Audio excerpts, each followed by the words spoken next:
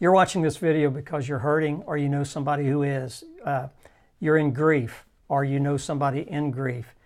And perhaps you clicked on this video and you're about to give up. Maybe you just think that the rest of your life is going to be a miserable existence because that person that you love so much has died. And we're so sorry for your loss. And at Spark of Life, we exist in order to walk beside grievers and give them hope.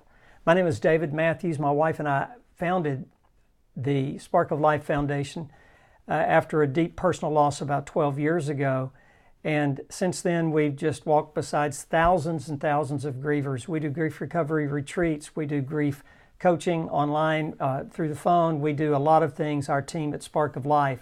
I want to give you 2 tips today that might help you in your journey of grief.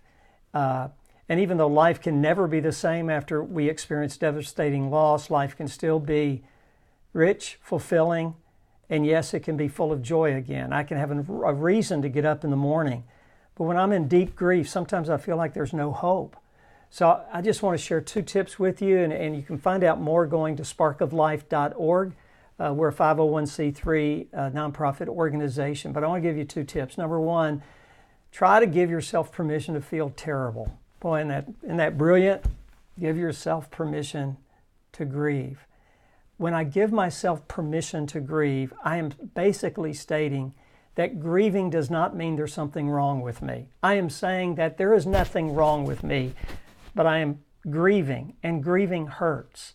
And when I lose somebody so close to me that I think I can't live without, and now they're gone, and I have this gigantic hole in my heart, it's easy to feel hopeless. And feeling hopeless is not a fun place to be. But when I feel hopeless and give myself permission to go to the depths, for some strange reason, I don't stay there quite as long.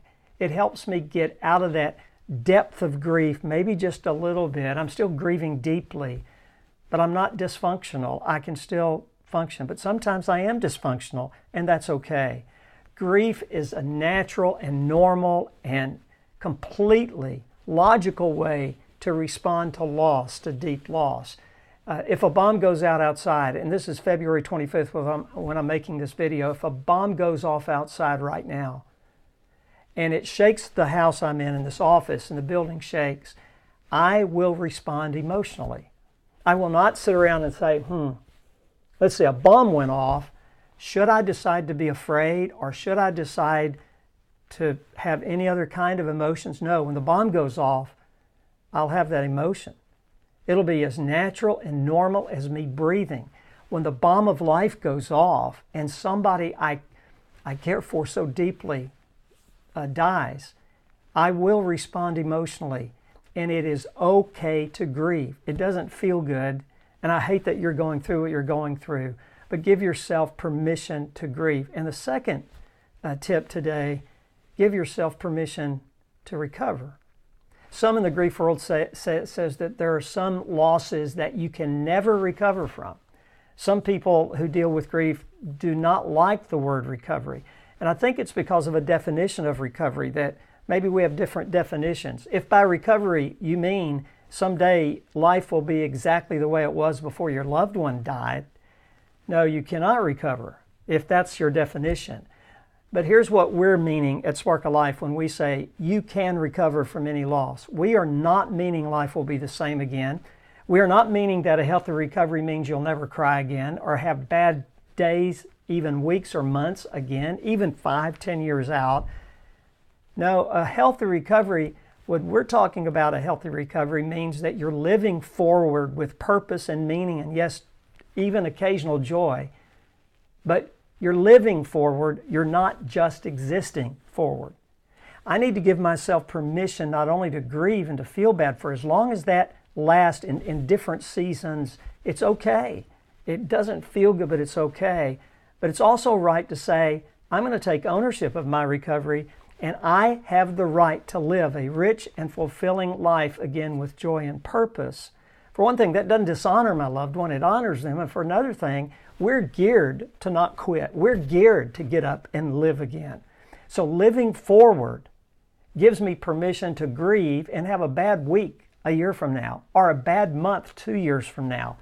I have the right to do that. But living forward also means I have the right to get up and live again, to smile again, to have fun again, to have purpose and meaning in my life.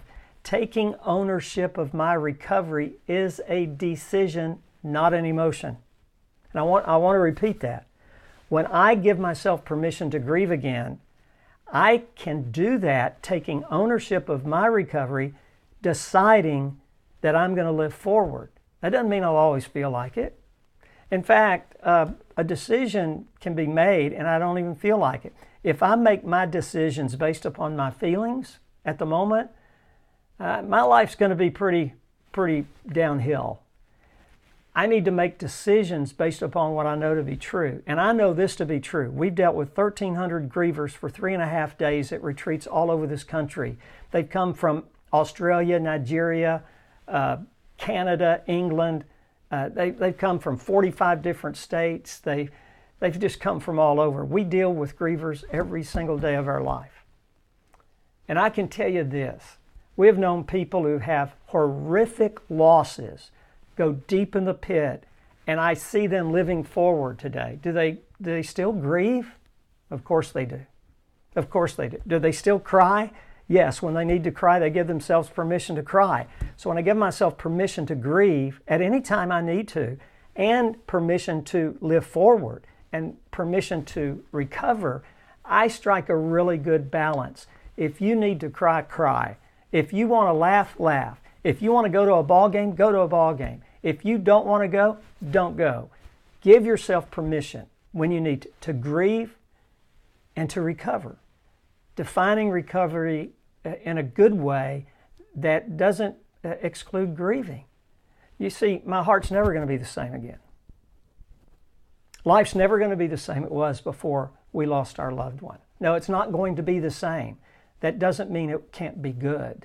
At Spark of Life, we're here to give you hope for that end. You might not feel that hope right now. You might think everything I said is just a bunch of you know what. And that's okay for you to think that. It really is. But we're here to walk beside you. We will let you grieve in the way you grieve. We will not tell you there's 5 neat little steps that you take and everything's neat and clean. It's not neat and clean. You know that already. We know that. But I tell you what I do know. I know hope's possible no matter where you are. Click sparkoflife.org. Go to sparkoflife.org. You can sign up for immediate help to get help in your grieving right now.